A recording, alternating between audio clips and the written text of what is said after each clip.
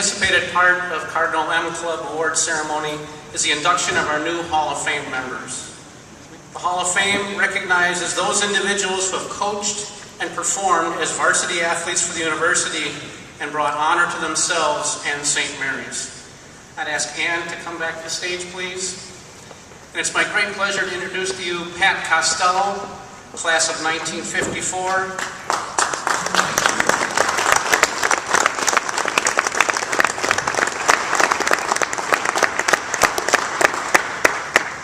And Pat will introduce George Hoder.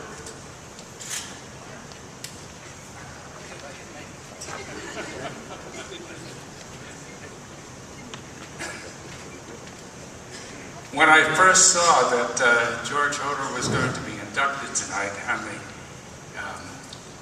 publication that came out from the university, I felt very good because it told me that excellence can be remembered more than just 5 to 10 years. George graduated 43 years ago. You know, that's nice that people can remember that long. All you Minnesotans in the crowd gives us hope that Bert Blyleven will make the Baseball Hall of Fame next year.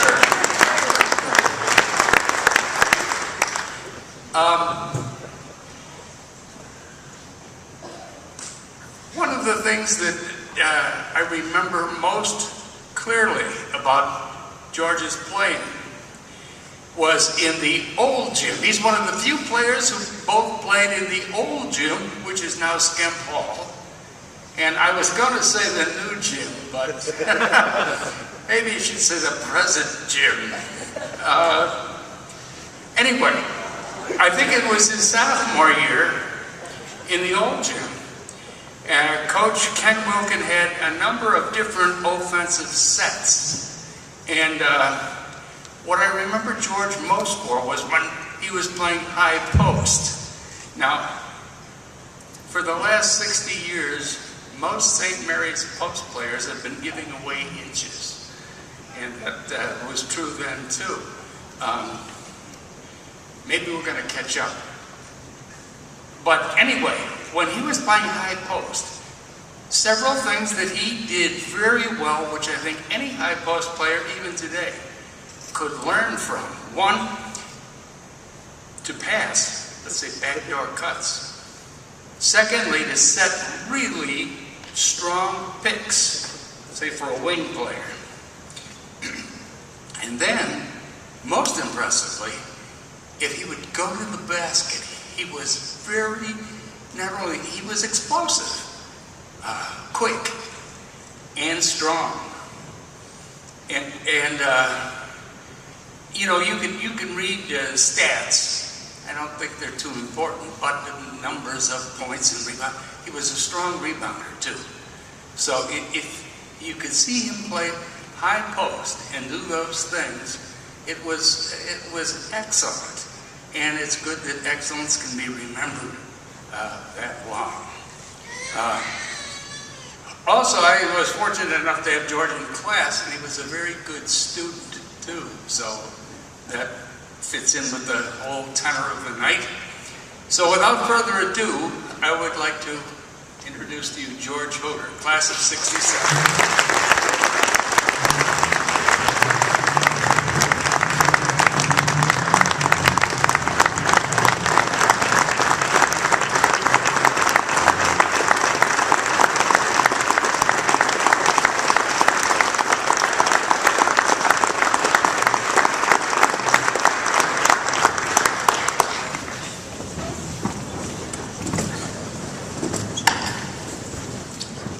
Well, thank you, St. Mary's.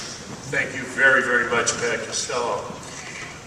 When I looked at the wall of honor of the past, the people who have been inducted, it certainly made me feel very humble to realize my past coach, Ken Wilkin, my introducer, Pat Costello, a great player in his own time, and so many of the people who I had the pleasure of playing with were there. You know, you don't go or get to be a good player without a lot of help. And one of the things that really helped me was, on the court, certainly the coaching of Ken Wilkin, Pat Costello, and my first coach, who was a Christian Brothers boy, Vernon Gogish in Chicago.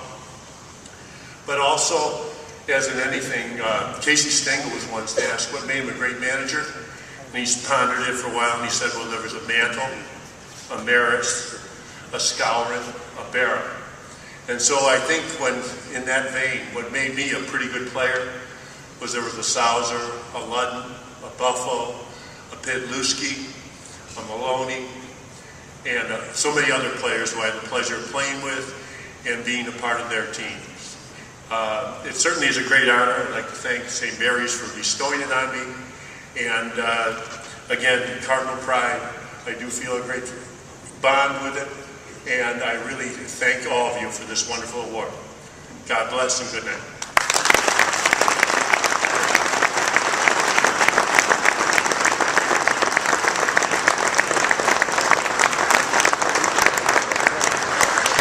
Congratulations, George. Our next inductor is John Cheetah, the class of 1990, former baseball student athlete, former softball coach, and he will introduce Tisha Smith Devine. John?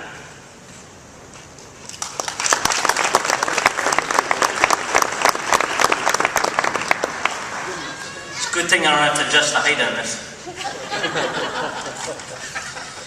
Good evening, congratulations to George on the Hall of Fame award. Our next inductee is Tisha Devine Smith, and she's a Hall of Famer for several reasons. Statistically, you can read in there what she's done, but one of the things that it doesn't say is that had she been healthy her senior year, she would have been an All-American, but I had to hold her back for innings so we could win the national championship. But if she would have been healthy, she would have pitched a few more innings and would have been that. So in my eyes, I always think of her as being an All-American. She was a member of the 2000 National Championship team and a huge member. Academically, she was a biology major, almost a 4.0. Very dedicated to her studies. The legend Jill Hocking and Tisha Smith, I can remember them both 4.0 students. And knowing what we talk about as being smart on and off the field. And I gave them a huge bucket of balls. We gave them a tarp on the other end, and I said, I want you to work on your control.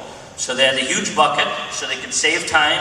When they got done with their bucket, they threw it against the tarps and they ran back and picked up 4 balls at a time and carried them back to the bucket.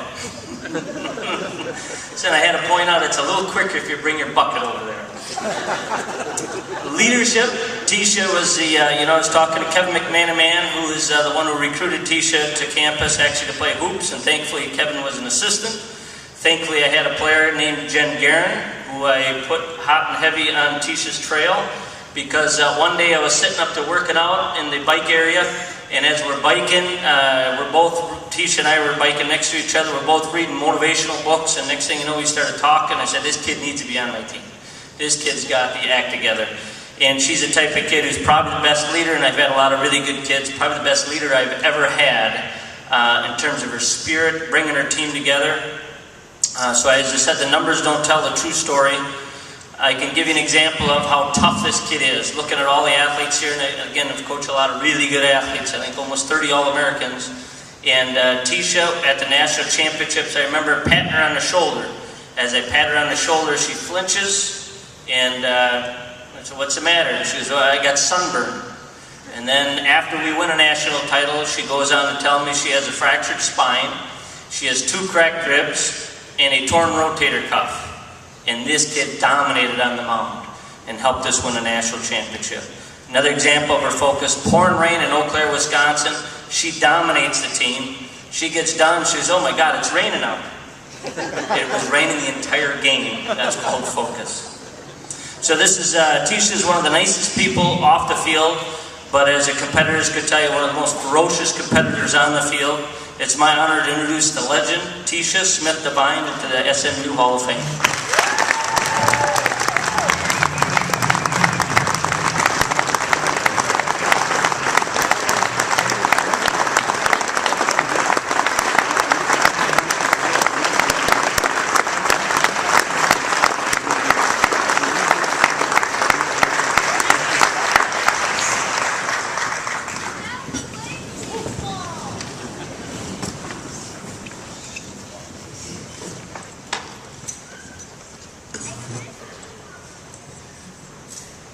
you, Coach Cheetah, for those flattering words. I would like to thank Brother William Mann, University President, Nikki Fennerin, Athletic Director, M Club Directors, softball coaches Jen Miller and Carolyn Todd Gray, and all those individuals involved in making tonight possible. Congratulations, George and John, on your induction into the Hall of Fame. I'm honored to have been invited back to St. Mary's University tonight. My time at St. Mary's holds a very special place in my heart, as it was during those 4 years that I developed the confidence and determination I carry with me today. My experience as a softball team member taught me that anything is possible. As I reflect on my time at St. Mary's, there are many people that played an important part in my success. All of those people are why I am standing here today. I joined the softball team 2 weeks before spring break of my freshman year. I have Jen Guerin and Tricia Hallinan to thank for helping me gather the courage to join the team so late in the season. I remember telling my dad, even if I never play an inning on this team, I want to be a part of it for the next 4 years. It is something very special. I was so excited to be a part of a team that worked hard, was focused, and had fun along the way. After all, where else could being called Big Dog, T-Dog, or Do-Dog be a good thing? During my freshman season, it was the seniors on the team that made all the difference in my softball experience. They showed me what it meant to be a teammate. They were very welcoming and encouraging. Thank you, Kelly, Tara, Carolyn, Melissa, and Melanie. Your leadership and example made a lasting impact on my career. I reflect back on my freshman season, and I'm embarrassed to think about my goals. They mostly focused on getting through the pregame warm-ups. Field the ball cleanly, make a good throw to first, get out of the way because there's another ball coming right after this, and don't get hurt. If you've ever seen Coach Cheetah's warm-ups, you know what I'm talking about. From the moment I joined the team, I knew it was something amazing. The girls truly enjoyed each other's company. They worked hard, loved, and respected the game. Slowly, my goals changed from just surviving practice to being a leader at practice. I went from being proud to be a member of the team to setting goals of winning a national title.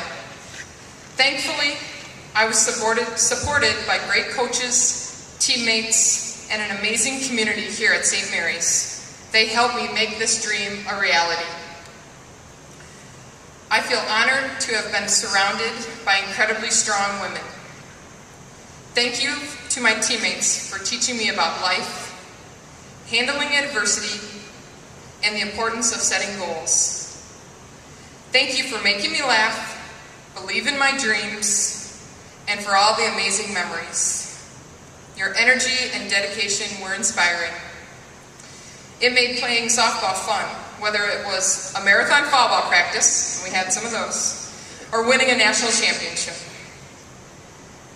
A pitcher needs a good catcher. I was so fortunate to work with two wonderful catchers, Tricia Hallinan and Jen Miller. Thank you both for your countless hours of catching wild pitches or balls in the dirt. Thank you for always saying yes on game day when I asked if I was throwing hard, was I hitting my spots, and did my ball have a lot of movement? Thank you for saying yes, even when that may not have been the case. Coach Cheetah, I'm grateful for all the time and effort you spent to help me develop as an athlete and an individual. Thank you for never turning down a player who is willing to work hard, whether it was the 6:30 a.m. pitching sessions before my freshman year or the late night batting practices after the 9 p.m. mass on Sunday nights. You were always willing to help.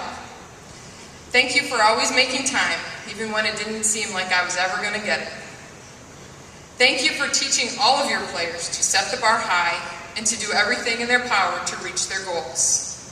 Through softball, I was able to learn how to handle any situation with confidence and poise. These lessons served me well, especially as I found myself teaching in inner city schools in Camden, New Jersey and Los Angeles after graduation. Most importantly, Coach Cheetah, 10 years removed from my career here, I still place tremendous value on our friendship. Thank you.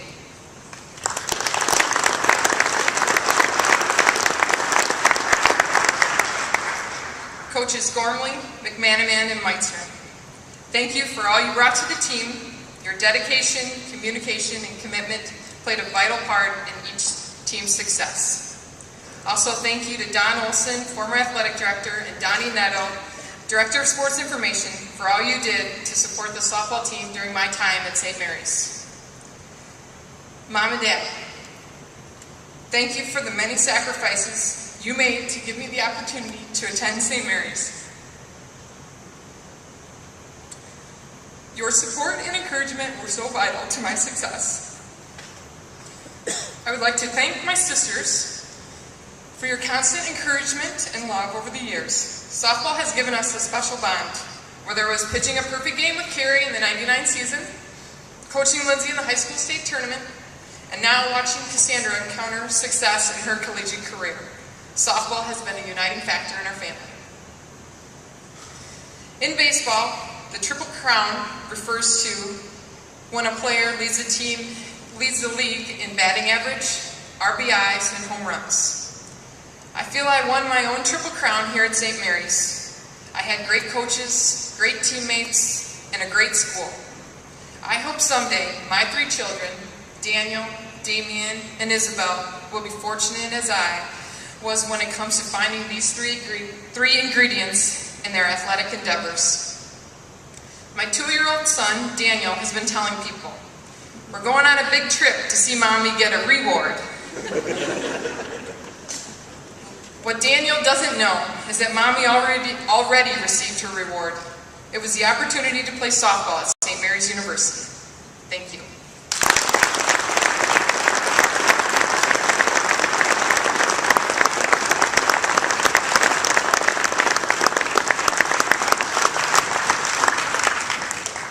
Our next inductor is Kelly King Stinson, the class of 1997.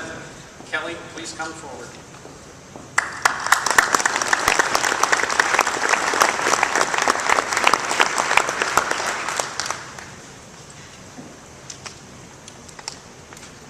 Good evening. A few years ago, a book came out about discovering who were the 5 most influential people in a person's life. Not too many people are given the opportunity to speak about one of the 5 in their life, but tonight I have been given such a privilege.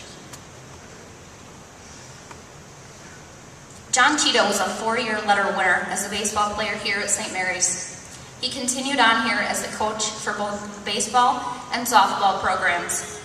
During his 6 years at the helm of the Cardinal fast pitch team, he led the team to a national championship in 2000. Cheetah has led 2 teams to national championships for a total of 3 titles. In keeping true to form, I'm sure that he is anxious to add to that number in future seasons. He is the winningest coach in Division III history, a 15-time MIAC Coach of the Year, and a 2-time NFCA Coach of the Year.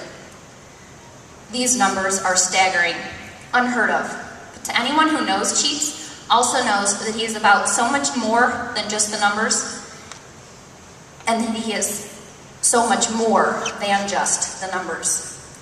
Like an iceberg, what we see at the top pales in comparison to what lies beneath. Far away from the field and the spotlights are the countless hours of preparation that Cheats made and continues to make for his players. These are so often hidden from the fans, players, and even his fellow coaches. Only he really knows the amount of time he has put in to make his team perform better. But to really appreciate where you are now, we must take a glimpse into where you started. In the beginning, we all wondered, who is this no-nonsense, all-business, hard-nosed coach coming over from the baseball program? We had heard that he had different ways of doing things, and different can be intimidating, as change is frightening. He had a suitcase full of odd sayings like, through it, not to it, and mailmen walk, athletes run. To ask any of his former players, and during conditioning, Being a mailman sounded pretty good. But very quickly, he gained the respect, trust, and admiration of his new team. He helped make the phrase, "you throw like a girl," a compliment. And we are all proud to throw like ball players, even though we are all girls. At the start, there wasn't a sponsorship, and Chiefs had to get creative. The $10 reaction ball endorsed by Derek Jeter wasn't an SMU purchase. In fact, it didn't even exist then. Instead, Chiefs went to the pet store and bought us dog toys to chase after. Chase the chicken. We're sure that he no longer plans his trips around shaky buffets. And now he probably travels and stays in some nicer hotels, unlike the cot that he slept on in the broom closet of the Bates Hotel in Indianola, Iowa. What separates Chiefs from being just a great coach to a legendary coach is that he is so much more than just a coach. He truly is a student of the game. He is the coach that inspires all of his players, from the bench to the starting lineup, to believe not only in themselves, but also in the team, to sacrifice unselfishly for a dream and a goal bigger than just an individual. He takes his place in St. Mary's sports history, not just because of a national championship, but because of his unique ability to inspire his athletes to go above and beyond what they think they can do, to dig a little deeper and work a little harder. And if you follow his lead, you will grow. You will grow as an athlete, but even more importantly, you will grow as a person. He teaches his players the importance of dedication and mental toughness, transforming them from ordinary to extraordinary. It is with tremendous pride and great honor that I introduce to you the 2010 Hall of Fame inductee, Coach John Chip.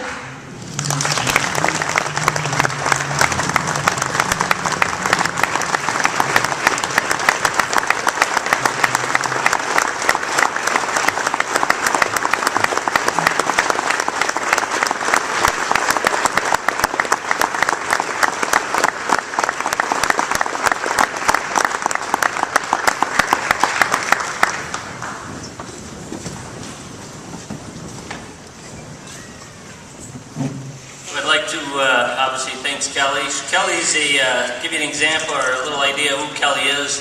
Kelly came in and as a pitcher hit every four corner of the backstop. And she came in and while she was pitching, I talked about her what she needed to work on, and she dreamt it, believed it, and next thing you know, she knocked the side of the couch completely apart and the couch fell down. And it was about leg drive. So this is somebody who took whatever you said and went to the nth degree. I want to congratulate Tisha and George again. Also, if you were a former assistant of mine, if you could stand up, I'd like to give you a hand. Okay, man.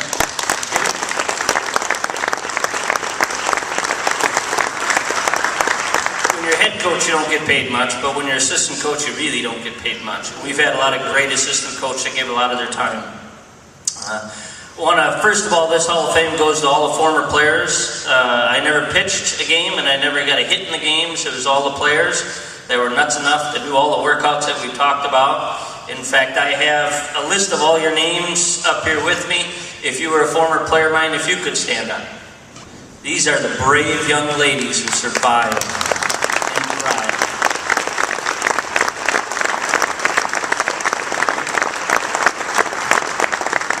Really, when a coach gets a Hall of Fame, it really has very little to do with the coaching, it has to do with the players. Coaches, just try not recruiting for about 5 years and see how successful you are. You have to recruit, it's about the players. So I want to thank the players. They really bought into all the ideas I had. And the Red Army, when we came over the hill, we came as one, and it was a big group of red uniforms coming at you. We didn't travel as individuals. We didn't go on our own pace. We were in uniform, uniforms tucked in, bags carried the right way, and we stomped into the yard. And it was pretty cool how the girls bought in. We went to the national championship, and at the national championship, the girls act like they'd been there before. Played confidently, aggressive. We played some big-name teams that a lot of you have heard of before that could have been very intimidating. Instead, they played very focused and intense. They inspired me and many others. In fact, that we had fans when we were practicing on the other side of the field while the national championship games are going on. We're on the other side practicing, and we have as many fans watching us practice as they did playing. And that's a tribute to how they practice, much as how they played. First of all, the goals were team first. We're going to lift weights. And our girls, when I said, ladies, we're going to lift weights, this is my vision. As I said that, they looked around, they rolled their eyes, they elbowed each other. The next year, Melanie Smith, I can still remember it, we've got a group of them in the weight room, and next thing you know, they got a pose down checking out their triceps. So they definitely bought in.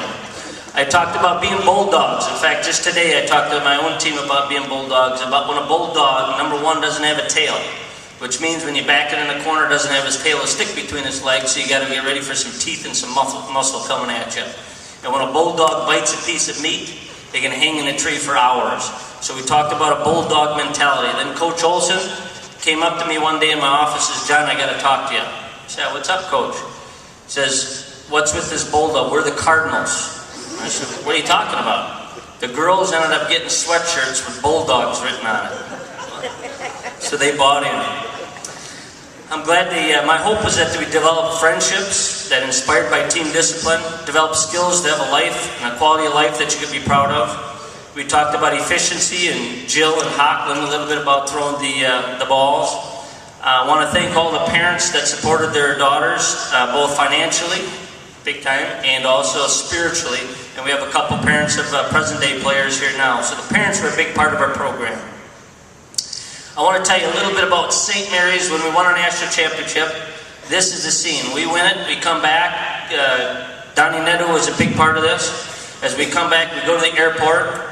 All of a sudden, there's police cars in front of us. And the police cars are driving. These girls are, what are these police cars doing? And I'm aware it's a police escort from Rochester Airport to Winona. Very classy. Then we get to campus, and I don't know who was in charge of this. Tony Piscatello, I'm sure they handed this, Ken Pellegrini, and many others. As we enter, the school is closed, so they can come out and meet us at the front doors. As our bus enters, the entire school is out there. They got gigantic speakers blaring, "We are the champions."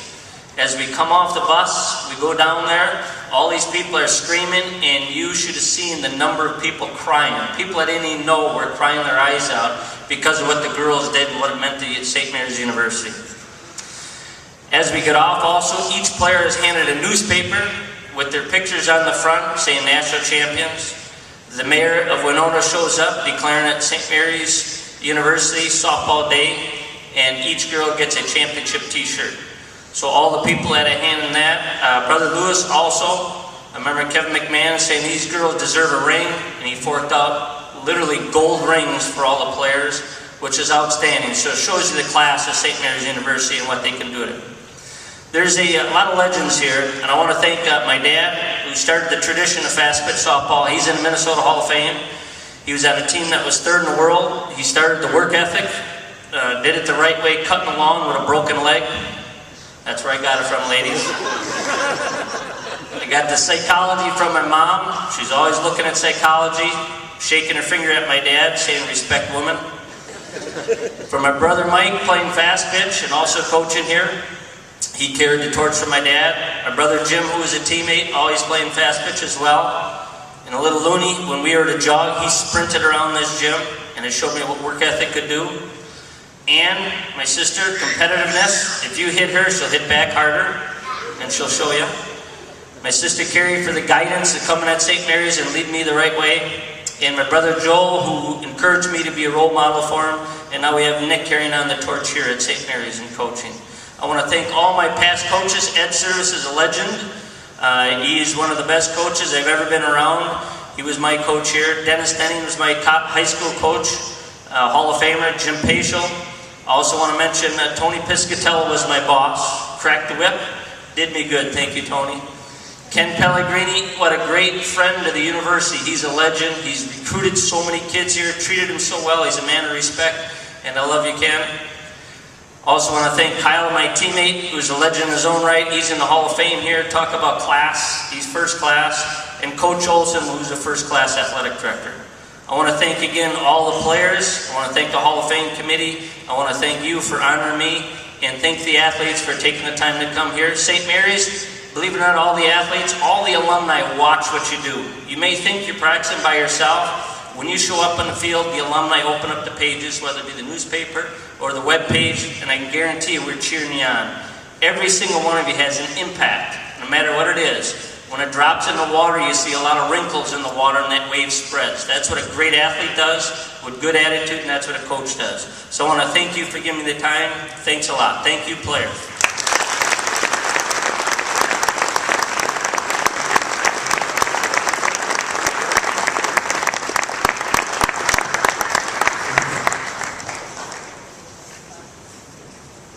Congratulations to John, Tisha, and George on being the newest members in the SMU Sports Hall of Fame. We're very proud of you, and thank you for instilling Cardinal pride.